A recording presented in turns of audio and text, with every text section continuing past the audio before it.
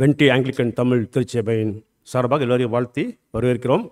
முக்கியமாக இன்று புதிதாக வந்திருக்கிறவர்களை கிறிஸ்துவின் அன்பில் வாழ்த்தி வரவேற்கிறோம். தேவசெய்திக்கு போவதற்கு முன்பாக கர்த்தரை நோக்கி மன்றாடுவோம். அன்பான கர்த்தரே, நிதாமே நின்று உங்களுடன் பேசக்கூடிய வசனங்களில் ஆண்டவரை நாங்கள் ஈர்க்கப்பட்ட ஆண்டவரே,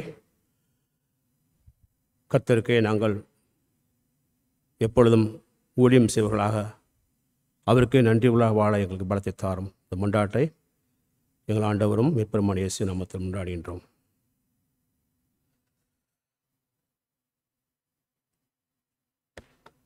சாலமோன் ராஜா ஆட்சியில் அந்த ராஜாங்கம் ஒரு பார்ஷியல் கிங்டம், ஒரு பகுதி ராஜ்யமாக தான் இருந்தது நம்ம பார்த்தோம். அதுக்கு பிறகு வாக்குத்தத்தம் பண்ணப்பட்ட, அதாவது முன்னறிக்கப்பட்ட ராஜ்யம் தீர்க்கதரிசி வாயிலாக அறிவிக்கப்பட்டது. அந்த முன்னறிக்கப்பட்ட ராஜ்யம், அந்த ப்ரொஃபசைஸ்டு கிங்டமும் முழுமையாக நிறைவேறாத ஒரு ராஜ்யமாக தான் இருந்தது. ஆனாலும் தீர்க்கதரிசிகள், இஸ்ரேல் மக்கள் இதுவரைக்கும் கேட்டிராத ஒரு மாபெரும் எதிர்நோக்களை அவர்களுக்கு அறிவிக்கிறாங்க. அவர்களுக்கு எதிர்காலமாக இருக்கக்கூடிய அந்த நற்செய்தி நம்மளுக்கு நிகழ்கால நற்செய்தி. அதை நம்ம என்று பார்க்க போகிறோம். பழைய ஏற்பாட்டு கடைசி புத்தகமான மல்கியா, அப்புறம் புதிய ஏற்பாட்டில் முதல் புத்தகம் மத்தேயுக்கும் உள்ள இடைவெளி பார்த்தீங்கன்னா கிட்டத்தட்ட 400 ஆண்டுகள். அதை சைலண்ட் இயர்ஸ்னு சொல்லுவாங்க, அமைதியான ஆண்டுகளாக இருந்தது. கர்த்தர் பேசவே இல்லை. ஆனால் 400 வருடங்கள் கழித்து கர்த்தர் மறுபடியும் பேசுகிறார். இறுதியாக கடவுளுடைய வாக்குறுதிகள் எல்லாமே நிறைவேறுகின்றன. கடவுளுடைய பல தீர்க்க தரிசனங்கள் நிறைவேறுகின்றன. தீர்க்க தரிசனம் சொல்லும் பொழுது, அது நிறைவேறும் சொல்லும் பொழுது அதை பற்றி சில நிமிடம் நம்ம தியானிக்கலாம்னு நினைக்கிறேன். தீர்க்க தரிசனம் சொல்கிறது இன்றைக்கி பல பேர் தீர்க்க தரிசனம் சொல்கிறாங்க. பெரும்பாலானவைகள் போலி தீர்க்க தரிசனங்கள். வேதத்தில் சொல்லப்பட்ட தீர்க்க தரிசனம் சொல்லும்போது, தீர்க்க தரிசனம் சொன்னாலே அதோட டெஃபினிஷன் கடவுள் மனிதருக்கு பேசக்கூடிய விஷயங்கள், எதிர்காலத்தை குறித்து.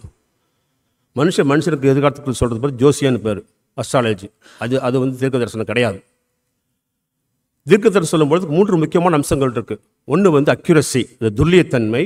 இரண்டாவது டைம், கால அளவு. நான் அடுத்த வாரம் பிரியாணி சாப்பிடுங்கிறது அது கால அளவு கிடையாது. நிச்சயம் நான் சாப்பிட முடியும். மூன்றாவது அன்ஆம்பிகுவஸ், அதாவது எந்த ஒரு குழப்பம் இல்லாத ஒரு செய்தியாக இருக்கணும். ஒரு நிறை மாத கற்பனையை பார்த்துட்டு உங்களுக்கு ஆம்பளை பிள்ளை பிறகுங்க இல்லை பொம்பளை பிள்ளை பிறகுங்கன்னா அது தீர்க்க தரிசனம் கிடையாது. குழப்பம் இல்லாமல் சொல்லணும். ஆம்பளை பிள்ளை பொம்பளை பிள்ளை கரெக்டாக சொல்லணும்னு சொன்னால் தான் அது தீர்க்க தரிசனம். தீர்க்க தரிசனத்துக்கான ஒரு முக்கியமான அம்சம் அது. பைபிளில் பார்க்கும் பொழுது தீர்க்க தரிசனங்கள் எந்த அளவுக்கு உண்மையாங்கிறத பார்க்கறதுக்கு முன்னாடி பல போலி தீர்க்க தரிசனத்தை பற்றி நம்ம பார்க்கலாம். முக்கியமாக நாஸ்ட்ராடாமஸ் ப்ரெடிக்ஷன்ஸ் கேள்விப்பட்டிருப்பீங்க.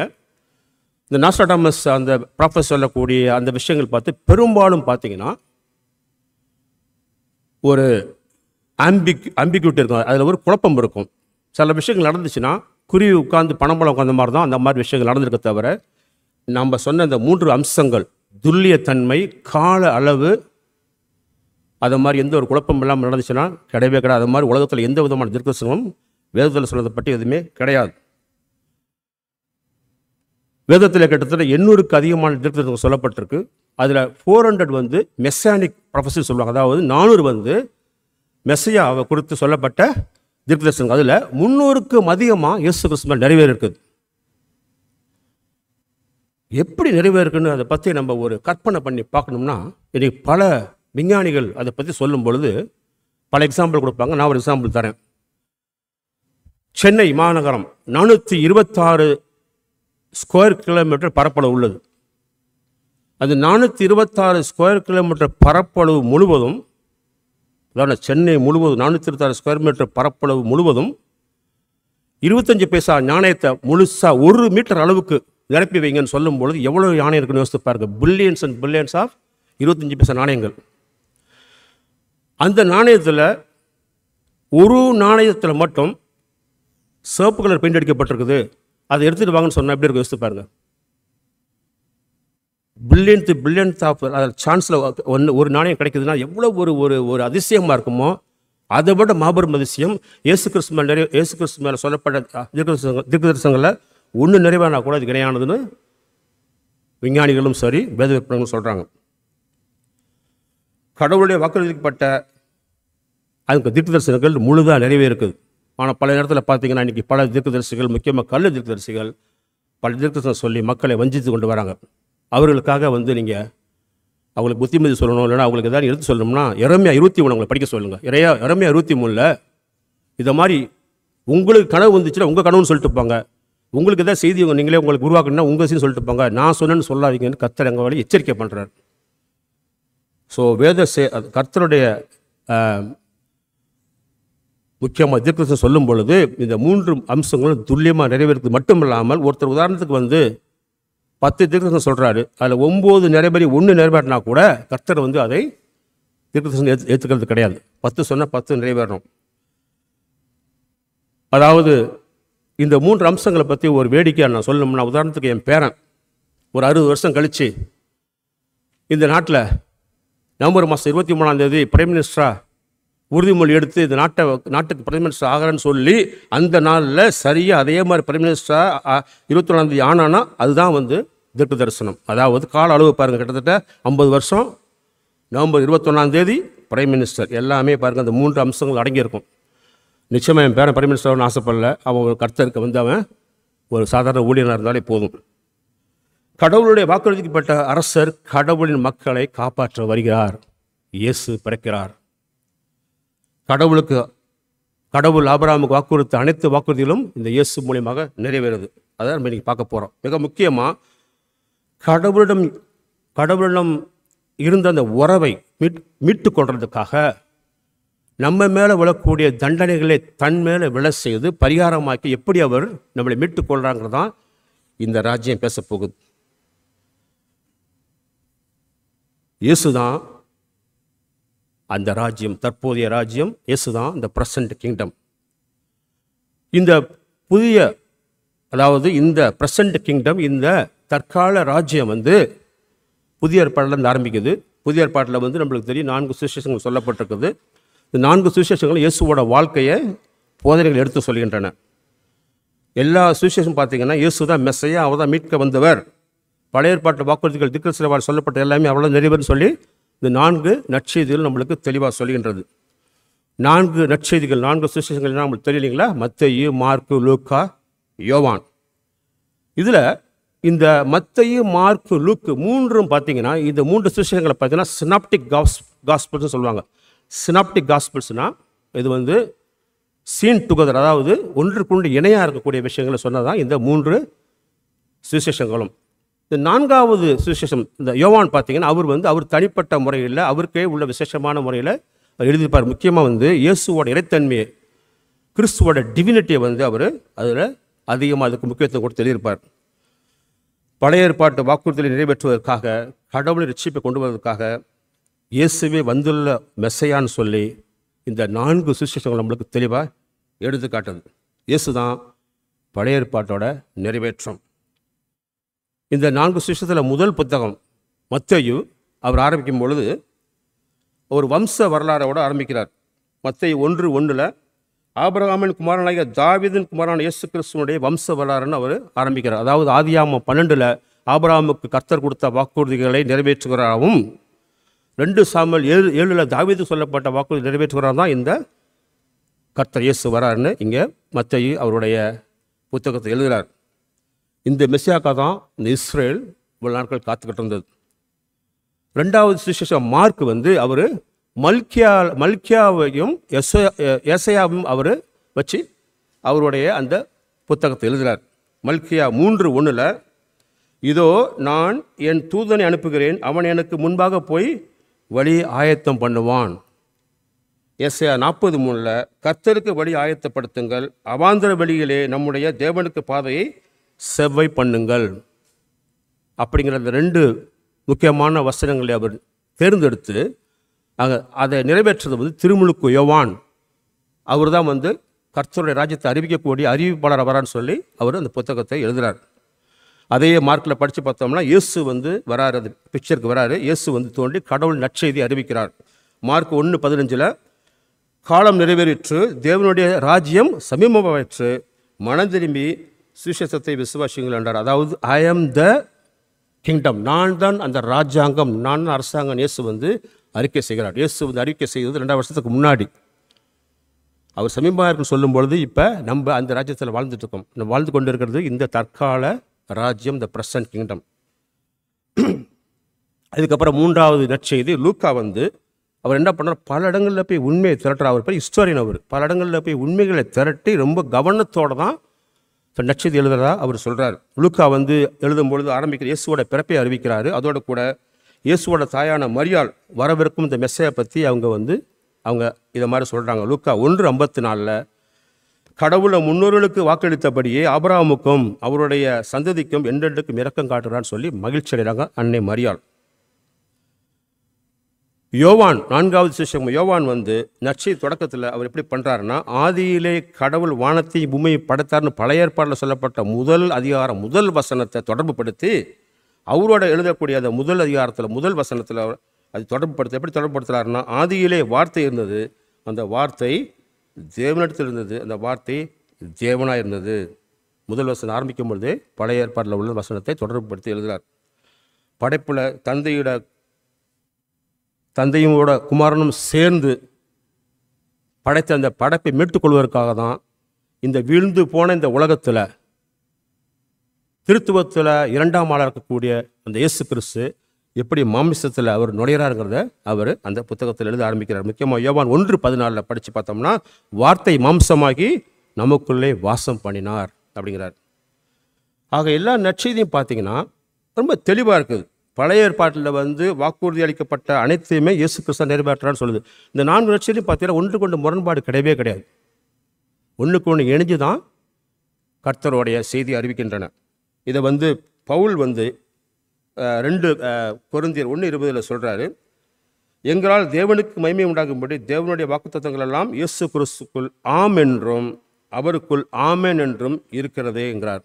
இயேசுக்குள்ள எல்லா தீர்க்க தரிசனமும் ஆம் என்றும் ஆமேன் என்றும் இருக்குது. ஆமேன் என்ன அர்த்தம்னா ட்ரூலி, இல்லைன்னா வந்து அப்படி ஆகுங்கிறது தான் அந்த ஆமேங்கிற அர்த்தம். எல்லாமே இயேசு கிறிஸ்து நிறைவேற்றுன்னு பவுலும் சொல்கிறார்.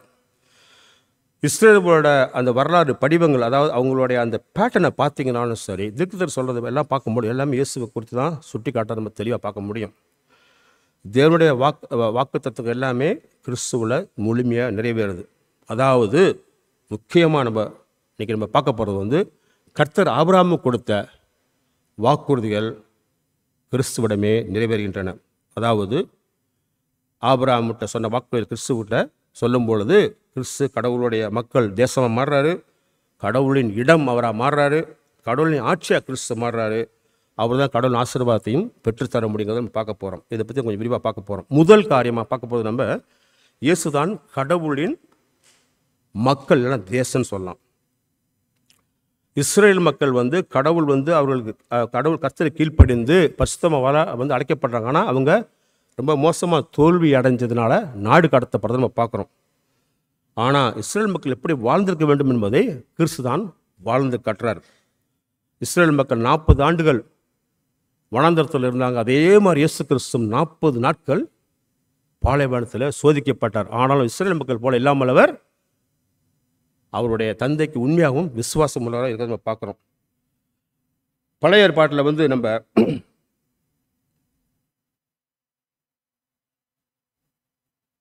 எப்படி இஸ்ரேல் கர்த்தர் வந்து இஸ்ரேலிருந்து 12 குலத்தை தேர்ந்தெடுக்கிறார்களே, தனக்காக தேர்ந்தெடுக்கிற மாதிரி தான் இயேசுவும் அதே மாதிரி தனக்காக 12 அப்போஸ்தலர்களை 12 சீடர்களை தேர்ந்தெடுக்கிறார்.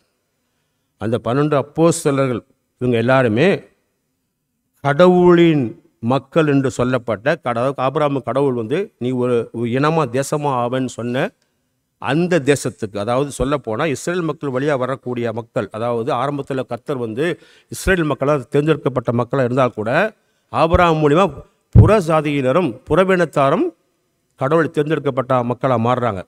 அந்த புறவினத்தாரும் தேர்ந்தெடுக்கப்பட்ட மக்களாக மாறின அந்த தேசம் இடம் எதுன்னு பார்த்தீங்கன்னா அதுதான் திருச்சபை, அதான் சபை. அந்த சபைக்கு அஸ்திவாரமாக இருக்கிறது இந்த அப்போஸ்தலர்கள் தான். பழைய ஏற்பாட்டில் வந்து இஸ்ரேல் வந்து திராட்சை கொடி வந்து இஸ்ரேலோட சின்னமாக வந்து அவர் வந்து அறிவிக்கப்பட்டது. ஆனால் இயேசு கிறிஸ்து வந்து நானே திராட்சை கொடிங்கிறார். நானே திராட்சை கொடி, நீங்கள் கிளைகள்னு சொல்கிறார். அதோடு கூட இயேசு என்ன சொல்கிறாருன்னா, என்னோட இணைந்திருந்தால் நீங்கள் வந்து எல்லாருமே அப்போ தான் ஒரு உண்மையான இஸ்ரேலாக மக்களாக இருக்க முடியும், கடவுளுடைய மக்களாக இருக்க முடியுங்கிறார். முக்கியமாக வந்து இந்த மதத்தை சார்ந்தவர்கள் மட்டுமல்லாமல், இந்த பெர்ஃபெக்டாக வாழும் நினச்ச இந்த இஸ்ரேல் மக்கள் மட்டுமல்லாமல், புறவினத்தார், புறக்கணிக்கப்பட்டவர், விபச்சாரிகள், எந்த மதமாக இருந்தாலும் சரி, எந்த இனமாக இருந்தாலும் சரி, எந்த பேக்ரவுண்ட், எந்த பின்னணியில் வந்தால் கூட எல்லாருமே கிறிஸ்துவுக்குள்ளே இணைந்திருக்கும் பொழுது எல்லாருமே கடவுளுடைய மக்கள் அழைக்கப்படுங்கிற மாபெரும் ஒரு காரியத்தை கிறிஸ்து மூலிமா இந்த தற்கால ராஜ்யத்தில் நடக்குது. அதாவது நம்மளை தாழ்த்தி மனம் திரும்பி கிறிஸ்துவிட விசுவாசம் கொள்ளும் பொழுது நம்ம எல்லாருமே கடவுளால் சொல்லப்பட்ட தேர்ந்தெடுக்கப்பட்ட இனமாக நம்ம எல்லாருமே மாற முடியும். ஸோ அதாவது ஏற்கனவே ஆபிரகாமுக்கு என்ன வாக்குறுதி கொடுத்தாருன்னா, கடவுள் 3 வாக்குறுதி கொடுத்தாரு. நாம இருக்குங்களா, ஒன்று நீ ஒரு தேசமாகவோ இனமாகன்னு சொன்னார். அது அந்த இனமானது கடவுள் கிறிஸ்து வழியாக நம்ம எல்லாருமே அந்த இடத்துல நம்ம சேர்ந்துடுறோம். 2வது வாக்குறுதி என்ன கொடுத்தாரு ஆபிரகாமுக்கு, உனக்கு ஒரு நிலம் தருவேன்னு சொல்ல வர்றார். அதுவும் இயேசு கிறிஸ்து நிறைவேறும் பார்க்க போகிறோம். இயேசு தான் கடவுளுடைய இடம், இல்லைனா இயேசு தான் கடவுளுடைய அந்த ஒர்ஷிப் பிளேஸ்னு பார்க்க போகிறோம். இயேசு கடவுளுடைய மக்கள்னு சொல்லக்கூடிய அந்த இடம் நிறைவேற்ற மட்டுமல்லாமல் கடவுளுடைய இடம், அதாவது கடவுளை சந்திக்கக்கூடிய இடமா இயேசு மாறுறார். தேவன் இஸ்ரவேல் மத்தியில் எப்படி வாசம் செய்தார், உடன்படிக்கை கூடாரம், ஆசாரிப்பு கூடாரத்தில் வாசம் செய்தார் இல்லைங்களா. அப்போ கூட இயேசு வரப்போகிறார், இயேசுவோட பிரச்சனை வரப்போகிறாங்கிறதுக்கான ஒரு நிழலாக இருந்த காரியம் இயேசு வருகையில் அவரை வாசஸ்தலமாக மாறுறார். யோவான் அவர் பற்றி எப்படி எழுதுகிறார்னா, வார்த்தை மாம்சமாகி நமக்குள்ளே வாசம் பண்ணினார். அதாவது நம்முடைய மத்தியில் அவர் வாசஸ்தலமா, அதாவது ஆசாரிப்பு கூடாரமா, உடன்படிக்கை கூடாரமா இயேசு கிறிஸ்து மாறுறார். அதாவது வேதம் சுட்டி காட்டிய ஆசாரிப்பு கூடம், அதாவது வாசஸ்தலம், உடன்படிக்கை கூடாரம், டேபர்நாக்கல் எல்லாமே இயேசு கிறிஸ்து அவர் தான் ஆலயமாக இருக்கிறார். யோவான் 7:38 இயேசு தேவாலயத்தில் நின்றுக்கிட்டு இந்த மாதிரி சொல்கிறார். வேத வாக்கியம் சொல்கிறபடி, என்னிடத்தில் விசுவாசமாக இருக்கிறவன் எவனோ அவன் உள்ளத்திலிருந்து ஜீவ தண்ணீருள்ள நதிகள் ஓடுங்கிறார். இவர் சொல்கிறதுக்கு காரணமாக இருக்கக்கூடிய பழைய ஏற்பாட்டு தீர்க்க தரிசனம் பார்த்தீங்கன்னா எசேக்கியேல் 47 அதிலிருந்து ஒரு நதி பாய்ந்து அனைவருக்கும் வாழ்வளிக்கும் என்ற வாக்குறுதி இயேசுவின் மேலே நிறைவேறுது. அதாவது இயேசு தான் அந்த ஆலயம். அவர் நம்புகிற அனைவருக்குள்ளும் குடியிருக்கக்கூடிய ஆவியானவர் தான் அந்த ஜீவ தண்ணீர். இயேசுதான் ஆலயம். இயேசு மூலிமா மீட்படைஞ்சவங்களுக்கு கொடுக்கப்பட்ட ஆவியானவர் தான் அந்த ஜீவனுள்ள தண்ணீராக மாறுகிறார். மூன்றாவது வாக்குறுதி பார்த்தோம்.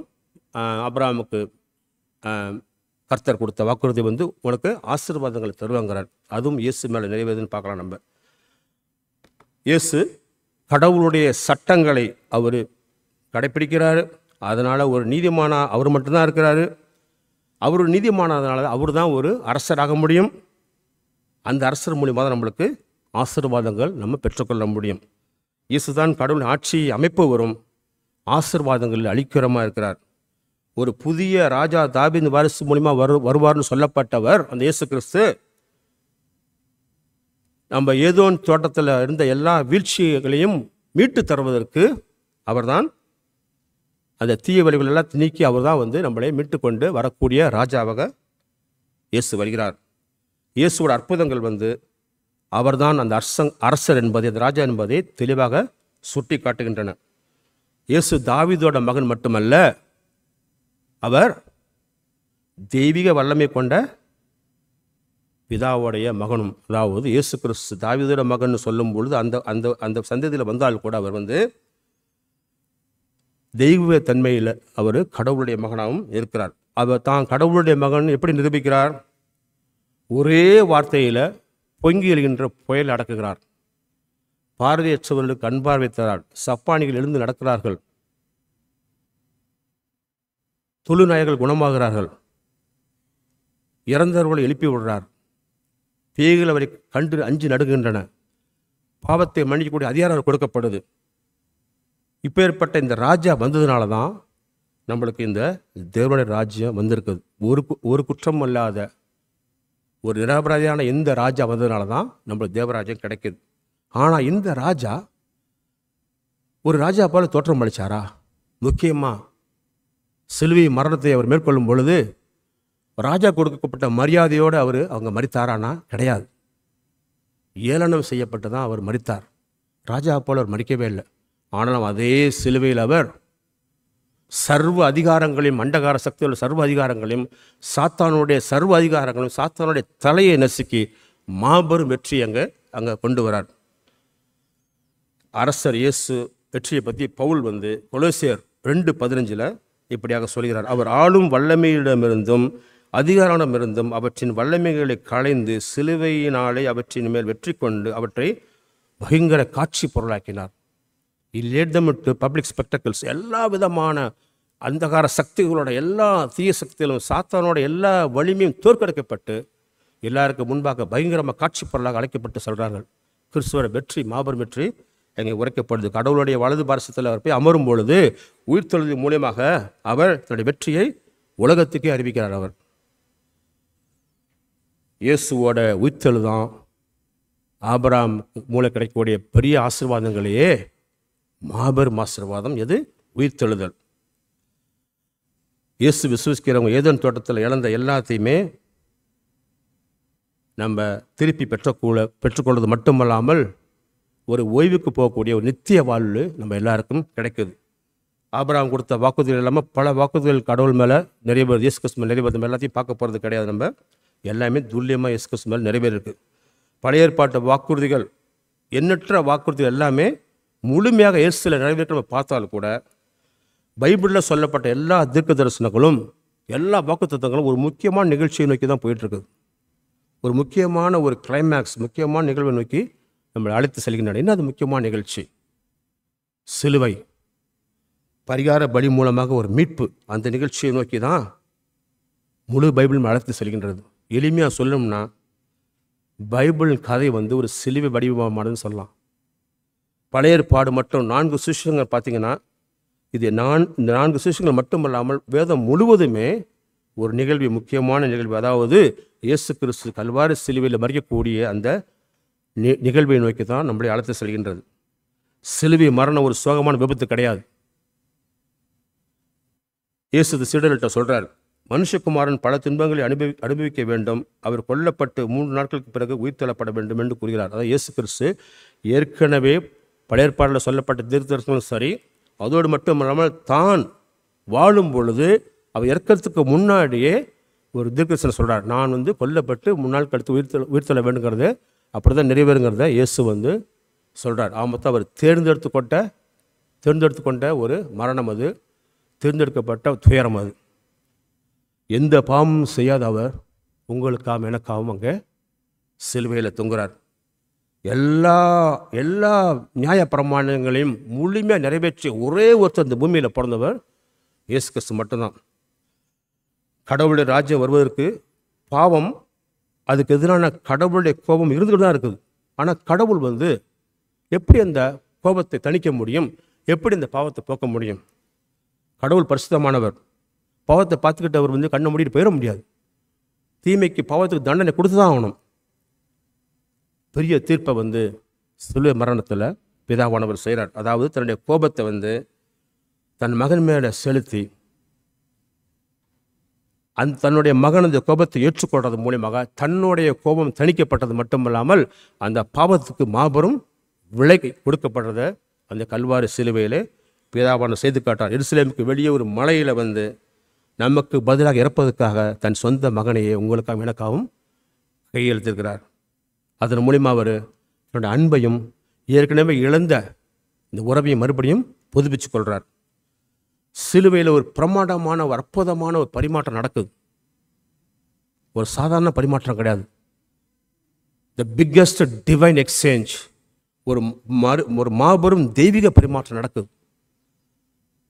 அண்ட சராசரத்தில், அதாவது ஆதியிலே ஆதாம் ஏவாளிலிருந்து இன்னைக்கு பிறக்கிற மனிதர்கள் வரைக்கும், நாளைக்கு பிறக்க போகிற மனிதர்கள், கிறிஸ்து வர்ற வரைக்கும், அதுக்கப்புறம் பிறக்கிற மனிதர்கள் யாராக இருந்தாலும் சரி, எல்லா மனிதர்களோட எல்லா பாவங்களையும், நீங்கள் செஞ்ச பாவம், நான் செஞ்ச பாவம், எல்லா விதமான அருவருப்பான எல்லா பாவத்தையும் கொண்டு போய் பிதாவானவர் ஒரு பாவம் அறியாத எல்லா நியாய பிரமாணங்களையும் எல்லா கட்டளைகளையும் கடைப்பிடிச்ச ஒரு செம்மறியான ஒரு தன்னுடைய மகன் தலையில் எல்லா பாவத்தையும் வைக்கிறார். ஒரு பாவம் அறியாத அந்த இயேசு கிறிஸ்துவோட அந்த நீதித்தன்மை, இந்த ரைச்சஸ்னஸ் உங்களுக்கு எனக்கு கொடுக்கப்படுது. உலகத்தில் இதை மாதிரி ஒரு எக்ஸ்சேஞ்ச் நீங்கள் பார்த்தே இருக்க முடியாது. கடவுளுடைய அன்போட உச்ச கட்டத்தை பார்க்கணும்னா அந்த கல்வாரி சிலுவையில் நம்ம பார்க்கலாம். மாபெரும் டிவைன் எக்ஸ்சேஞ்ச், மாபெரும் ஒரு பரிமாற்றம் அங்கே கர்த்தர் இங்கே செய்து காட்டுறார். இதனால் பாவிகள் கடவுளுடைய மறுபடியும் பரிபூர்ண உறவை பெற்றுக்கொள்வதற்கான மாபெரும் வாய்ப்பு கிடைக்குது. பாஸ்கா ஆட்டுக்குட்டியாகவும் பழைய ஏற்பாட்டில் சொல்லப்பட்ட எல்லா படிகளும் இயேசுவை தான் சுட்டி காட்டுகின்றன. இதன் விளைவாக கடவுளுடைய கோபம் நம்ம மேலே வருவதற்கு பதிலாக தன் மகன் மேலே விழுந்து இந்த கோபம் தணிக்கப்பட்டு பாவத்துக்கு விலை கொடுக்கப்படுகிறது. இன்னும் சொல்லப்போனால் நியாயப்படுத்தப்படுகிறது. இங்கே இருக்க யாரும் இயேசு கிறிஸ்துவை நம்பளும் நியாயப்படுத்தப்பட்டது மட்டுமல்லாமல் கடவுளுடைய கோபாக்கிலிருந்து விலகி, கடவுளுடைய தண்டனையிலிருந்து விலகி அவரோட நம்ம மறுபடியும் அன்பை பெற்றுக்கொண்டு அந்த உறவை நம்ம மறுபடியும் மீட்டுக்கொள்ள முடியும். அந்த வாய்ப்பை கர்த்தர் நமக்கு தரார். 1 பேதுருல 3:18 பேதுரு இப்படி பேசுகிறார். ஏனெனில் கிறிஸ்து பாவங்களுக்காக ஒரே முறையாக இறந்தார், உங்களுடைய இறைவனிடம் கொண்டு வரும்படியாக நீதிமானவர் நீதி அற்றவர்களுக்காக இறந்தார். ஒரு பாவம் அறியாதவர், பாவம் தான் செஞ்சுட்டு இருக்க நம்மளுக்காக அவர் மரித்தார். ஆக புதிய உடன்படிக்கையில் நம்ம எல்லா ஆசீர்வாதங்களும் இந்த சிலுவைய மரணத்தை தாண்டி உயிர்த்தல் மூலமாக அறிமுகப்படுத்தப்படுது. என்னென்ன மாதிரி அறிமுகப்படுத்தப்படுது, என்னென்ன ஆசீர்வாதம் நம்மளுக்கு கிடைக்குது. ஆபிரகாம் கொடுத்த ஆசீர்வாதங்கள் பிரமாண்ட ஆசீர்வாதங்கள். ஆனால் அதை விட அதிகமாக இயேசு கிறிஸ்து உயிர்த்தல் மூலமாக கிடைக்கக்கூடிய ஆசீர்வாதங்கள் நினச்சி பார்த்தீங்கன்னா கணக்கில் அடங்காத ஆசீர்வாதங்கள். இன்னும் சொல்லப்போனால் ரொம்ப காஸ்ட்லியான ஆசீர்வாதங்கள். முதல்ல நம்ம மன்னிக்கப்படுறோம். கடவுளுக்கு முன்னாடி நான் விரோதி அழைக்கப்பட்டேன், கடவுளுக்கு முன்னாடி துரோகியாக இருந்தேன். இப்போ கிறிஸ்து மூலியமாக நான் நண்பனாக அழைக்கப்படுறேன். கடவுள் பிதாவை நான் தந்தை அழைக்கக்கூடிய வாய்ப்பு நமக்கு கிடைக்கப்படுது. உறவு மீட்கப்படுது. ஒரு புதுப்பித்தல் நடக்குது. ஒரு ரெக்கன்சிலேஷன், அங்கே ஒப்புரவு நம்மளுக்கு நடக்குது. தந்தையை அப்பான்னு அழைக்கக்கூடிய அந்த மாபெரும் பாக்கியத்தை கர்த்தர் நம்மளுக்கு தரார். அதோடு கூட பாருங்கள், ரொம்ப முக்கியமான ஆசீர்வாதம். பழைய ஏற்பாட்டில் கர்த்தர் உடன்படிக்கை கூடாரத்தில் அவர் பிரசன்னம் டெம்பரரியாக தான் இருந்துச்சு. நிரந்தரமாக நம்ம கூட இருக்கிறதுக்காக பரிசுத்தாவியை நம்ம இதயங்களை அனுப்பிச்சு அவரை வாழ வைக்கிறார். நம்ம கடவுளுடைய ஆணையில் அழைக்கப்படுறோம். எவ்வளோ பெரிய பாக்கியம், எவ்வளோ பெரிய ஆசீர்வாதம் பாருங்கள். இந்த கர்த்தர் ஆவியான நம்ம கூட வாழ்கிறதுனால நம்ம கடவுளோட ஐக்கியம் ஊர்ஜிதப்படுத்தப்படுது, அது நிரந்தரமாக்கப்படுது. ஆக இந்த தற்கால ராஜ்யம், இந்த ப்ரெசண்ட் கிங்டத்தை பற்றி நம்ம ஒரு முடிவுரையை நம்ம பார்க்கணும்னா, இயேசு கிறிஸ்து தான் அந்த ராஜ்யம். இயேசு கிறிஸ்து ராஜ்யத்தை உண்டாக்கக்கூடிய ராஜா வந்துட்டார். அதுதான் ப்ரெசண்ட் கிங்டம் தான் வாழ்ந்துட்டு இருக்கிறோம். அதாவது இஸ்ரேல் மக்கள் ஆசைப்பட்ட அந்த ராஜ்யத்தை நம்ம வாழ்ந்துட்டு இருக்கோங்கிறது எவ்வளோ பாக்கி யோசித்து பாருங்க. அந்த இயேசு கிறிஸ்து தான் கடவுளுடைய மக்கள், கடவுளுடைய இனமாக மாறுறார். அவர் தான் உண்மையான இஸ்ரவேல். அவர் தான் கடவுளுடைய இடமாகிறாரு. அதாவது கடவுளுடைய உண்மையான கூடாரம், உண்மையான ஆலயம் இயேசு கிறிஸ்துவா மாறுறார். கடவுளுடைய சட்டங்களை அவர் நிறைவேற்றதுனால அவர் கடவுளுடைய ஆட்சியை செய்யக்கூடிய ராஜாவாக அவர் தான் வர முடியும். அந்த ராஜா மூலம் நம்மளுக்கு ஆசீர்வாதங்கள் கிடைக்குது, அவர் பெற்றுத்தரார்.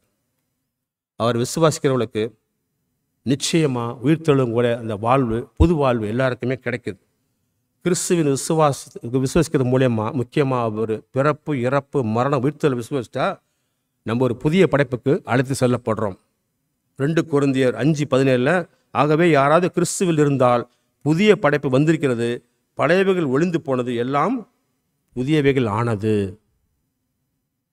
கிறிஸ்துவோட பிறப்பு, இறப்பு, மரணத்தை விசுவசித்து உயிர்த்தெழுதலை முக்கியமாக விசுவசிக்கும் பொழுது இந்த இயேசு கிறிஸ்து மூலியமாக எனக்கு புதிய வாழ்வு, புதிய படைப்பில் வாழறதுக்கான மாபெரும் வாய்ப்பு கிடைக்குது. இவ்வளவும் பாருங்கள், இலவசம், ஒன்றுமே செய்ய வேண்டியதில்லை. கடவுளுடைய கிருபையினால் இயேசு விசுவசித்தா போதுங்கிற அருமையான வாய்ப்பை நம்ம எல்லாருக்கும் தராரு.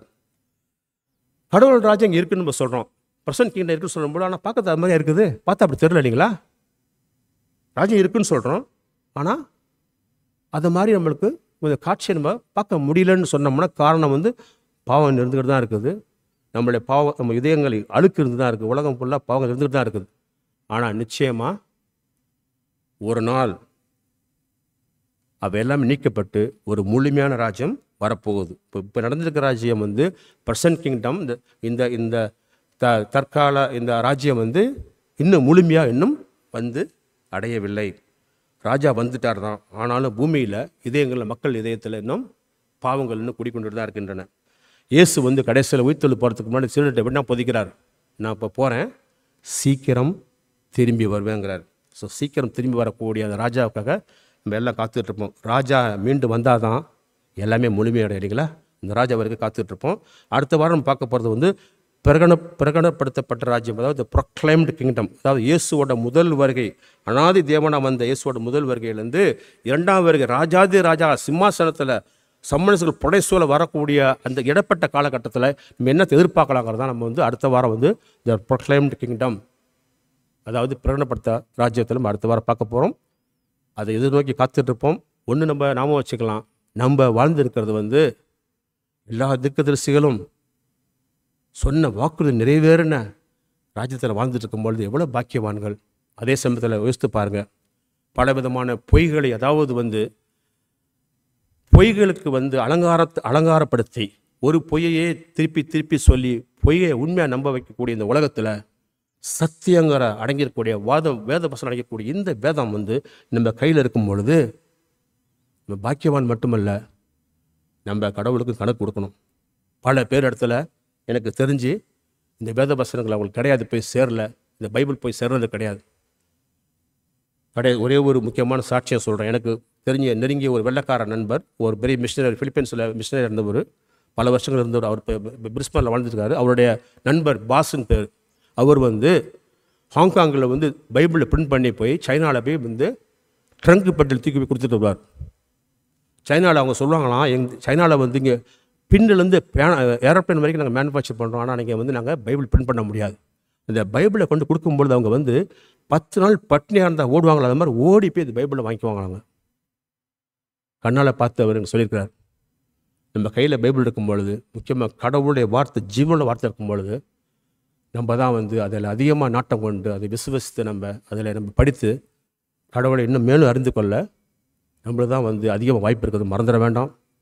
இன்றைக்கி உலகத்தில் பார்த்திங்கன்னா அதிகமாக விசுவாசிகள் வர்றது, அதிகமான மறுமலர்ச்சி ரெவல்யூஷன் எங்கே நடக்குதுன்னு பார்த்தீங்கன்னா, கிறிஸ்டியனோட ஒரு பெரிய ஒரு புத்துணர்ச்சி மறுமலர்ச்சி நடக்குது பார்த்தீங்கன்னா சைனாவில் தான். 10 வருடங்கள் எந்த வருஷத்துக்கு இல்லாமல் 25 மில்லியன் அப்படின்னா 2.5 கோடி மக்கள் வந்து பயத்தோடு இருந்தால் கூட கிறிஸ்துவை ஏற்றுக்கொண்டிருக்காங்க. ஒரே காரணம், இங்கே நம்ம படித்த மாதிரி தன் மகன் மேலே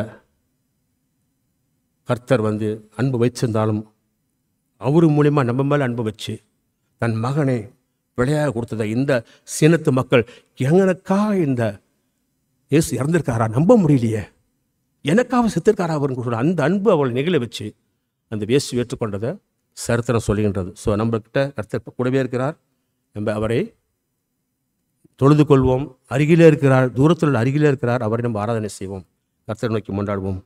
அன்பான கர்த்தரே, இதோ இந்த தற்கால ராஜ்யமாக இருக்கக்கூடிய இந்த பிரசன்ட் கிங்டத்தில் நாங்கள் வாழ்ந்து கொண்டிருக்கிறதுக்கான மாபெரும் பாக்கியவான்கள் நாங்கள். இதோ எங்களுக்கு நீர் வேத வசனங்களை கைகளை கொடுத்திருக்கின்ற ஆண்டவரை நன்றி செலுத்துகின்றோம். இந்த வேத வசனங்கள் கட்டுக்கதைகள் அல்ல, கற்பனை கதைகள் அல்ல, நிறைவேறின வாக்குறுதிகளை கொண்ட வேத வசனங்கள். அந்த வாக்குறுதிகள் முழுவதுமாக கிறிஸ்துவில் நிறைவேறி அவரை விசுவசித்தால் எங்களுக்கும் மீட்பு உண்டு, எங்களுக்கும் ரட்சிப்பு உண்டு, எங்கள் வாழ்க்கையிலும் சமாதானம் அமைதி இருக்குது என்று சொல்லியிருக்கின்ற கர்த்தரை நன்றி செலுத்துகின்றோம். இதோ நாங்கள் ஆண்டவர் அசட்டை செய்யாமல் ஆண்டவர் வார்த்தைக்கு அக்கறையோடு படித்து ஆண்டவரை தியானித்து நெருங்கி வருவதற்கான அந்த பலத்தையும் ஞானத்தையும் தூய் ஆபின் மூலியமாக தருமாறு மன்றாடுகின்றோம். மன்றாட்டு அனைத்தையும் கர்த்தர் மீட்பும் மீட்பெருமான இயேசுவின் நாமத்தில் கெஞ்சி முறை அன்பு தந்தையே, ஆமேன்.